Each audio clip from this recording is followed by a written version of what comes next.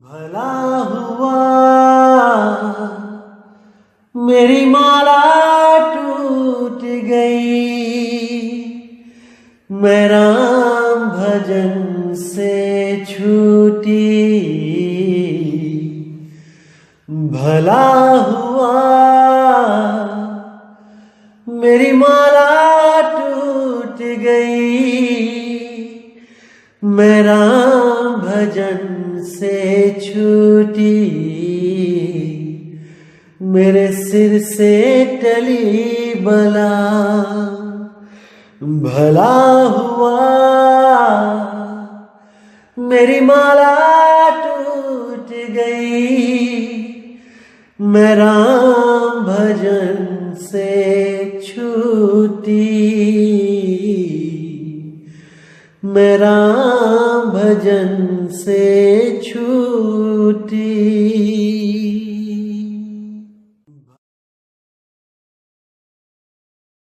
नमस्कार मेरे प्यारे भाइयों, मेरे परमात्मा के प्यारे जीव हंसों।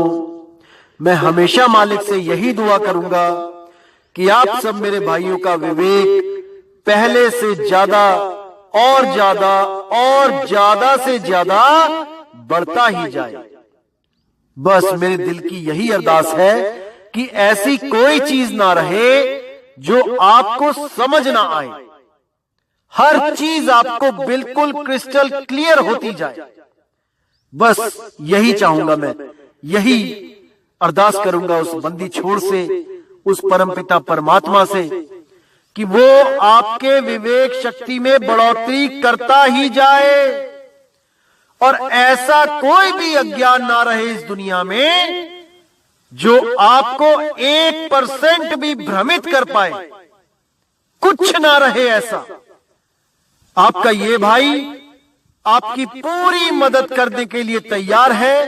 बस आप निष्पक्ष भाव से इस सत्संग को सुनते रहिए और उस पर विचार करते रहिए। विवेक लगाइए कि जो मैंने बात कही है वो सत्य है या असत्य है। जवाब मेरे भाई आपके अंदर से ही आएगा। उस परमात्मा का जवाब आपके अंदर से आएगा। बस उसको पहचानने की कोशिश करो। साहिब बंदगी। और दोस्तों, आपको बताना चाहूंगा कि काफी दिनों से कुछ लिंक व्हाट्सएप पे शेयर किए जा रहे हैं जिसमें कुछ गुरुओं की फोटो लगाई गई है और कुछ भड़काऊ से शब्दों से टाइटल दिया गया है। दोस्तों, ऐसे किसी भी चैनल से हमारा कोई लेना देना नहीं है। आप उनको बिल्कुल ना देखें, बिल्कुल भी ना देखें, क्योंकि वो सत्संग हमारे ही अपलोड कर रहा है और गलत फोटो लगा लगा के दुनिया को भ्रमित कर रहा है। बिल्कुल भी उनका चैनल ना तो सब्सक्राइब करें और जिन्होंने किया है वो अनसब्सक्राइब कर दें। बिना मेरी परमिशन के जो सत्संग अपलोड किए जा रहे हैं ये बिल्कुल गलत बात है। आप ये सब बंद करें। और कोई भी मेरा भाई अगर अपने चैनल पे कोई सत्संग मेरा चलाना चाहता है तो पहले परमिशन लो। प्रचार में योगदान करना है तो बिल्कुल सही तरीके से करो। किसी भी गुरु की फोटो नहीं लगानी है। सब गुरु मेरे बड़े अपनी अपनी ठौर। शब्द विवेकी पारखी सो माथे कम और। हमने हर गुरु की इज्जत करनी है। हमें किसी भी गुरु से हमारा वैर नहीं है भाई। हर गुरु अपनी अपनी सीमा में अपने अपने शिष्यों को ज्ञान दे रहा है। जहां तक उसकी पहुंच है वो अपने अपने शिष्यों को पहुंचा रहा है। क्या दिक्कत है इसमें? इसलिए मेरे भाई ये जो गलत काम है इसको बंद करो और अगर करना ही है तो सही से करो। जैसे मैं किसी की फोटो नहीं लगाता हूं, आप भी मत लगाएं। साहिब। तो भाइयों, आज जो वाणी लेंगे वो घट रामायण से है। तुलसीदास जी की जो रचना है, तुलसी साहिब हाथरस वाले। तो उस ग्रंथ पे जब पेज नंबर 59 पे देखेंगे तो वहां पे जो वाणी लिखी है, अंतर गुफा तहां चली जाऊं जहां साहिब के दर्शन पाऊं, पांचों नाम जीव जब भाखा, छठवां नाम गुप्त कर राखा। पांचों नाम काल के जानो, तब दानी मन शंका आनो। तो देखिए यहां पर बिल्कुल क्लियर है कि ये पांच नाम परमात्मा के द्वारा नहीं बताए गए हैं। ये पांचों नाम जीव के द्वारा उच्चारण किए गए हैं। जीव यानी एक मनुष्य, क्योंकि बाकी जीव तो 52 अक्षर उच्चारण कर ही नहीं सकते, केवल एक मनुष्य ही 52 अक्षर उच्चारण कर सकता है। इसीलिए उस जीव ने जब 5 अक्षरों को भाखा, तब वो अपने ही बनाए जाल में फंस गया। 52 अक्षर के ही इस अदृश्य जाल में फंस गया। और वो छठवां जो नाम है, जिसकी वजह से ये 5 नाम पैदा हुए हैं, वो गुप्त रह गया। वो गुप्त रह गया क्योंकि जीव उसके बारे में नहीं जान सकता। जब तक पीव आके उसको मूल ज्ञान ना समझा दे, तब तक जीव इन्हीं नामों में उलझा रहता है। चाहे वो ये 5 नाम होए, चाहे ये 5 से बनने वाले 5 लाख नाम हो जाएं, चाहे 5 करोड़ नाम हो जाएं, जीव इन नामों में ही उलझा रहेगा। अगर जीव को इस नाम के जाल से निकलना है तो भाई ऐसा गुरु ढूंढना पड़ेगा जो 52 के जाल को तोड़ सके, जो उस जाल से इस जीव को बाहर निकाल सके। जब 52 का टूटे डोरा, सहजे छूटे काल झकोरा। फिर नहीं आवे फिर नहीं जावे, और सार शब्द में रहा समावे। उस सार शब्द रूपी परमात्मा में ही सुरती हमेशा के लिए समा जाती है। उसका आवन जावन खत्म हो जाता है, वो मुक्त हो जाती है। अरे सुरत फंसी संसार में, तासे पर गए दूर। सुरती बांध स्थिर करो, 8 पहर हुजूर। कहां स्थिर करना है? शब्द में स्थिर करना है। शब्द ही वो स्थान है, शब्द ही वो परमात्मा है, शब्द ही वो वस्तु है, जो गुप्त वस्तु बिना वेदी गुरु के नहीं मिल सकती, मिल ही नहीं सकती। इसलिए बिना गुरु के अगर कोई कहे कि मुक्ति चाहिए, नहीं मिल सकती।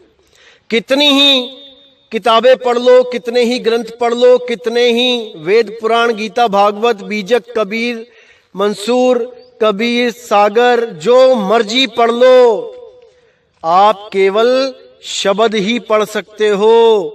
उसके गुप्त भेद गुप्त राजों को नहीं जान सकते जब तक वो स्वयं बंदी छोड़ाकर भेद ना बता दे। और जो गुरु 52 से अलग नहीं कर सकते अपने शिष्य को, वो काल के ही दूत हैं। जो नर पड़े 52 के फेरा, सो नर जानो काल के चेरा। वही काल के चेले हैं, वही काल के दूत हैं जो 52 अक्षरों में उलझे हुए हैं और दूसरों को भी उलझा देते हैं। तो आगे कहते हैं, निर्गुण निराकार निर्बानी, धर्म रायो 5 बखानी। जीव नाम निज कहे बिचारी, जान बूझ दानी झक मारी। जाओ जीव यह राह तुम्हारी, हम नहीं रोकें बात बिचारी।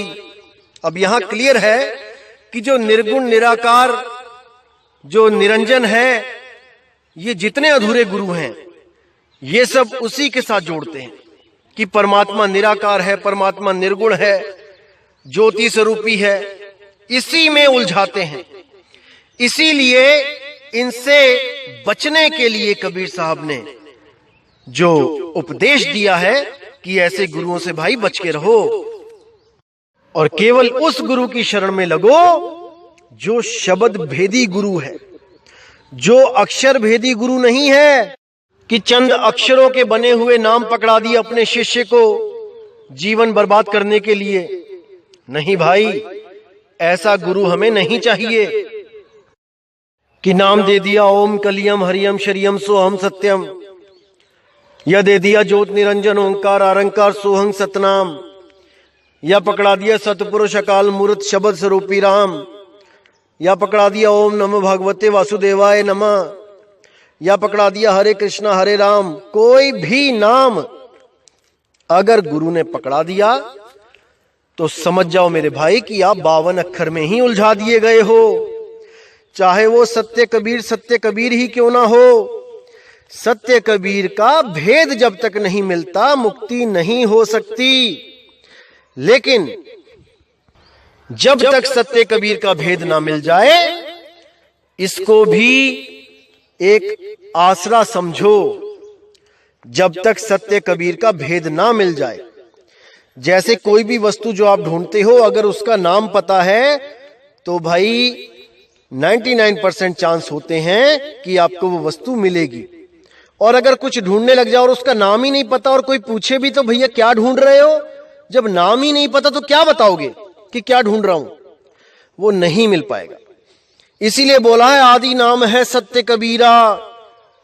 आदि नाम पहचानो भाई, जब तक उसको पहचानोगे नहीं, जब तक उसका नाम नहीं जानोगे, वस्तु नहीं मिलेगी। इसीलिए बोला गया है कि पहले वस्तु का नाम जान लो, फिर करो वस्तु का मोल, फिर उसको ढूंढो। जैसे घर से कुछ निकलते हो सामान लेने के लिए, तो पहले दिमाग में एक नाम होता है कि इस नाम की वस्तु हमें चाहिए। अब वही नाम की जो वस्तु है वो लेने जब आप जाते हो तो दुकान से आप वस्तु लेके आते हो, नाम लेके नहीं आते हो कि उसने वही नाम पकड़ा दिए जपने के लिए। कि गए थे सत्य कबीरा लेने तो गुरुजी ने भी सार नाम के नाम पे दे दिया सत्य कबीरा कि जपी जाओ इसको सत्य कबीरा। मूर्खता है ये, मूर्खता। बिल्कुल नहीं फंसना है दोस्तों इस जाल में, बिल्कुल नहीं। और आपको बताना चाहूंगा, जो द्वारों का जाल काल के द्वारा बनाया गया है, नकली द्वारों का, 12वां द्वार, 13वां द्वार, 14वां द्वार, 15वां द्वार, 16वां द्वार, ये सब भरम जाल है मेरे भाई, सब भरम जाल है। आपने इस वाणी पे पूरा गौर से विवेक लगाना है, विचार करना है, आपको समझ में आ जाएगा कि कैसा जाल बुना गया है। कितने ही गुरु यहां इंगला पिंगला सुषमना को 10वां द्वार बता के अपने शिष्यों को उलझा लेते हैं। वो आंखों के बीच त्रिकुटी में ही ध्यान लगवाते हैं सारी उम्र और कहते हैं कि वहीं पर ज्योत जगेगी, वहीं पे परमात्मा मिलेगा, वही अमृत है, वहीं पे अनहद नाद रूपी अमृत झनकार सुनाई देगी।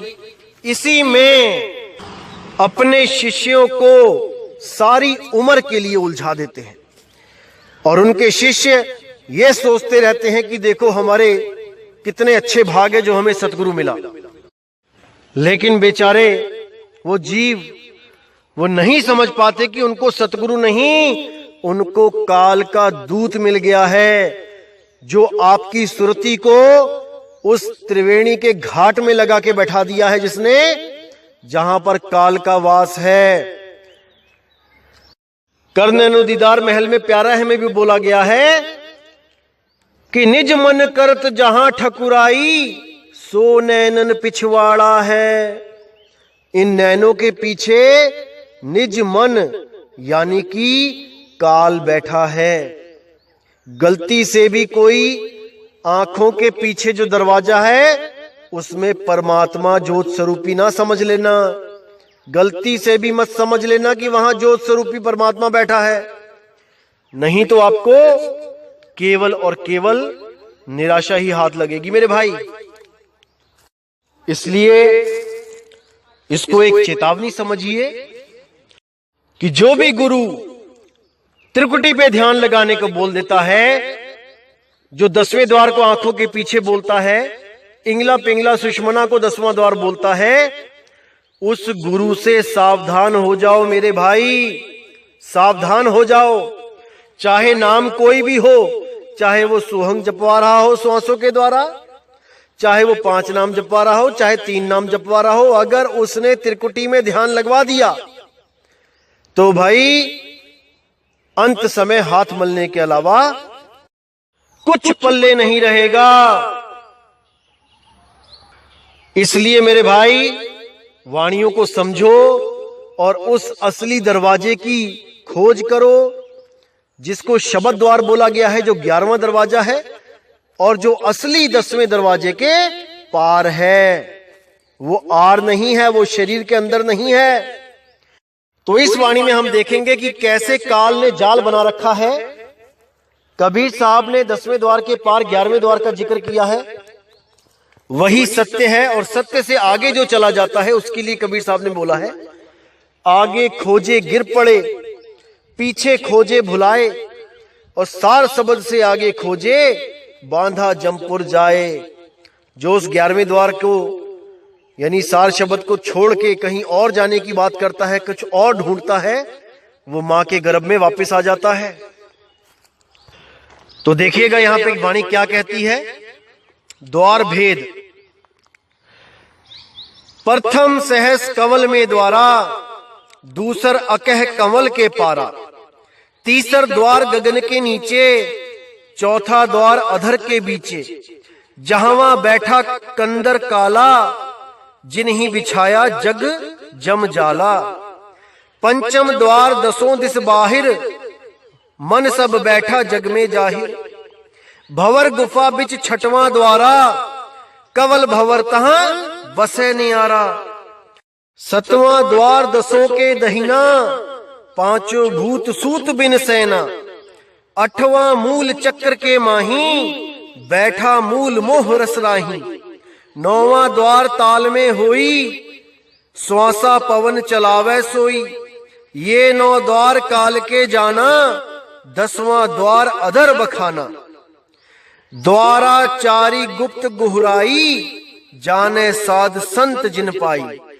ऐसे 14 भेद पुकारा, 15 द्वार सत्य के पारा, 16 खिड़की अगम निशानी, जामे सत साहिब की बाणी, ताके परे द्वार नहीं देखा, जहां एक साहिब नाम न भेखा, संत सैल वह अगम निशानी, बसे संत वही धाम अनामी।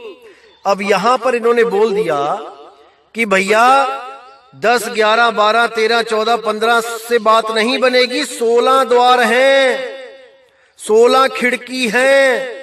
वहां पर देखा कि सत साहिब है, बैठा है वहां पे, और ताके परे द्वार नहीं देखा, इसके आगे कोई द्वार नहीं है, 16 तक ही एंड है। अब ये सब दोस्तों मन का खेल है, ये सब मन ने इन संतों को जो भरमा दिया है, वही इन्होंने अपनी वाणियों में लिख लिख के आगे जीवों को भरमा दिया है। बिल्कुल क्लियर है। कबीर साहब कहते हैं 10वें द्वार के पार जो 11वां द्वार है वही सत्य है, और वो कोई द्वार नहीं है कि दरवाजा है, वो तुम्हारा निज स्वरूप है। तुम्हें किसी द्वार में आने जाने की जरूरत नहीं रहेगी अगर तुम उस निज स्वरूप को प्राप्त कर लोगे। वही तुम्हारा निज स्वरूप है, उसी को भेद में रख के छुपा के उसको द्वार का नाम दे दिया, ताकि ये काल के दूत द्वारों के चक्कर में पड़े रहें और निज स्वरूप की इनको खबर ही ना हो। लेकिन कबीर साहब ने पूरा इशारा दिया है कि 9 द्वार संसार सब 10वें योगी साध, एकादश खिड़की बनी जानत संत सुजान। वो एकादश खिड़की यानी 11वां द्वार यानी कि वो शब्द रूप निज रूप, वो इन सब से न्यारा है। लेकिन काल ने ऐसा जाल बुना हुआ है कि जीव ज्यादा के चक्कर में कि मेरे गुरुजी 10 ही बताते हैं, उसके गुरुजी 11 बताते हैं तो वो पूर्ण हो गए, उसके गुरुजी 11 बताते हैं, किसी और के गुरुजी 12, 13, 14 बताते हैं तो वो पूर्ण हो गए, और वो आगे जाके 16 बताते हैं तो वो पूर्ण सतगुरु हो गए। अरे भाई कल को कोई 25, 30, 40, 50, 100 भी लिख देगा वाणियों में तो क्या करोगे? ज्यादा के चक्कर में भरम भूल में उलझ जाओगे, इस काल के जाल में फंस जाओगे मेरे भाई। निज रूप के अलावा, निज नाम के अलावा कुछ भी सत्य नहीं है। कोई 16, 15, 20 द्वार नहीं भाई। अरे 3 गुणों की भक्ति में भूल पड़े हो संसार। कहे कबीर निज नाम बिन कैसे उतरे पार। कैसे उतरोगे पार जब तक तुम्हें तुम्हारा निज नाम देने वाला बंदी छोड़ सतगुरु ना मिल जाए। तब तक कैसे मुक्ति मिलेगी भाई? कभी नहीं मिलेगी। तो इस वाणी से बिल्कुल क्लियर हो गया कि भाई ऐसे ऐसे मन के खेल हैं। मन जो भरमाता है, आगे से आगे द्वार दिखाता रहता है और जीव बेचारा उस मन की चाल में उलझता चला जाता है।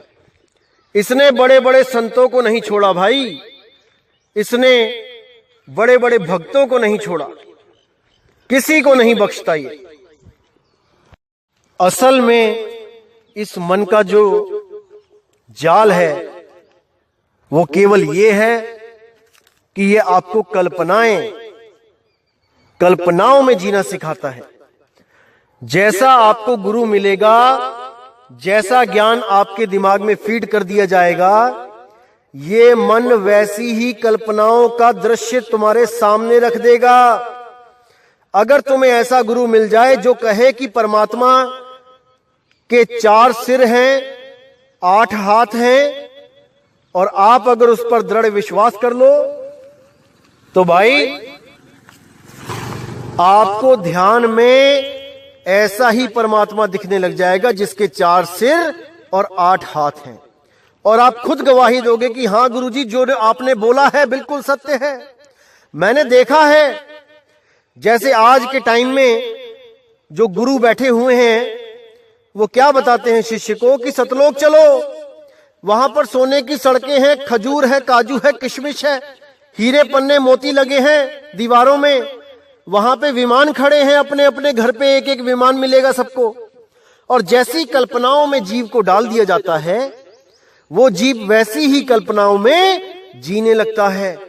उसके सपने में भी यही दिखाई देने लग जाता है कि मेरे गुरुजी मुझे लेके गए, वहां पर सोने की सड़कें थीं, वहां इंद्र बैठा हुआ था, वहां पे डांस चल रहा था, वहां से आगे चले गए पार ब्रह्म के लोक में चले गए। पता नहीं क्या क्या ये मन उलझा उलझा के उनको भ्रमित करता रहता है, और वो लोग बेचारे इसको सत्य मानकर अपने गुरु के अटल शिष्य बने रहते हैं, क्योंकि उनको मन का खेल नहीं पता ना भाई। अभी इस मन का खेल बहुत खतरनाक है, बहुत खतरनाक। बड़े बड़े जोगी, सिद्ध, तपस्वी, जटाधारियों को इसने नहीं छोड़ा। हजारों साल तपस्या करवा के उनकी भक्ति जीरो कर डाली। एक को भी नहीं छोड़ा इसने, एक को भी। अरे मन ही स्वरूपी देव निरंजन तुम्हें राख भरमाई हो। मन ही स्वरूपी देव निरंजन, यानी कि मन के स्वरूप का ही जो काल निरंजन है, वो कुछ लोग समझते हैं कि काल अलग है और मन अलग है, मन काल का एजेंट है। नहीं भाई, मन और काल ये दोनों एक ही चीज है, एक ही चीज है। काल साकार कह देते हैं, मन को निराकार कह देते हैं। ये दोनों ही एक ही सिक्के के 2 पहलू हैं, हेड और टेल, लेकिन सिक्का एक ही है भाई। इसी को साकार ब्रह्म और निराकार ब्रह्म कह दिया जाता है। आने वाली ऑडियोज में मैं सत्संग में पूरा क्लियर करके बताऊंगा कि कैसे ये साकार होता है, कैसे ये निराकार होता है, कैसे ये भ्रमित करता है, कैसे ये जीवों को खाता है। हर चीज क्लियर होगी, बस आप विवेक के द्वारा सत्य सत्य का निर्णय करते चले जाएं। तो दोस्तों, उम्मीद करता हूं कि आज आपके दिमाग से ये द्वारों का चक्कर पूरी तरह खत्म हो चुका होगा कि 11वां, 12वां, 13वां, 14वां, 15वां बढ़ते ही जाना है, बढ़ते ही जाना है जब तक अंत ना आ जाए। दोस्तों, ये सब भरमजाल है, इसको अपने दिमाग से बिल्कुल निकाल दो।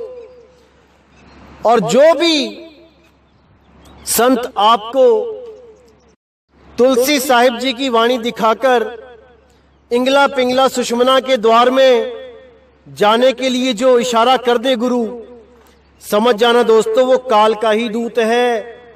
और वाणी कौन सी दिखा के? रास्ता शाहरग में है दिलबर पे जाने के लिए, दिल का हुजरा साफ कर जाना के आने के लिए। दोस्तों इस वाणी को दिखा दिखा के लोग भ्रमित करते हैं, ये अधूरे गुरु और ये इंगला पिंगला सुषमना में आपकी सुरती को लगा देते हैं, जो आपको हमेशा हमेशा के लिए भ्रमित कर देता है। ये रास्ता ऐसा रास्ता है दोस्तों, उस भूल भुलैया की तरह है, एक बार जो इसमें चला गया वो बाहर नहीं निकल सकता। ब्रह्मा विष्णु महेश ने भी इसी इंगला पिंगला सुषमना में ध्यान लगाया था, जन्मों जन्मों तक वो भी इससे बाहर नहीं आ सके और बार बार गर्भ जून में अवतार धारण करते रहे। साहिब कहते हैं साधु सिद्ध त्रिदेव आदि सब 5 शब्द में अटके, मुद्रा साध रहे घट भीतर, फिर औंधे मुंह लटके। इन्हीं 5 नामों के द्वारा और 5 मुद्राओं में, जिसमें इंगला पिंगला सुषमना के अंदर जाने को भी एक मुद्रा कहा गया है, इन्हीं मुद्राओं में सब उलझे हैं, सब A to Z। इन्हीं से बाहर निकालने के लिए बंदी छोड़ सतगुरु को एक मनुष्य रूप धारण करके इस दुनिया में आना पड़ता है। और आकर वो एक ऐसा रास्ता बताता है जिससे आपको अपने ही स्वरूप की प्राप्ति हो जाए। अपने निज स्वरूप को प्राप्त करके आप हमेशा के लिए जन्म मरण से मुक्त हो जाएं। उसका केवल यही काम है इस दुनिया में आने का, ना कि अपना नाम जपवाने का। अरे भाई वो अपना नाम जपवाने नहीं आता है, वो आपको आपका नाम देने आता है। आपको आपका नाम, आपका निज नाम। तो दोस्तों उम्मीद करूंगा कि आज के सत्संग से आपको कुछ और विवेक की जागृति हुई होगी, काफी भ्रम निकल गए होंगे इस दिमाग से और सत्य की तरफ एक और कदम आपने बढ़ा दिया होगा। तो दोस्तों मैं आपसे विदा चाहूंगा। जय गुरु बंदी छोड़ वैराग साहिब, जय गुरु बंदी छोड़ साधु शरण साहिब जी, जय गुरु बंदी छोड़ मदन साहिब जी, जय जय सतगुरु बंदी छोड़ सतगुरु सत्य कबीर साहिब की सदा ही जय हो, सदा ही जय हो मेरे मालिक की साहिब बंदगी सतनाम।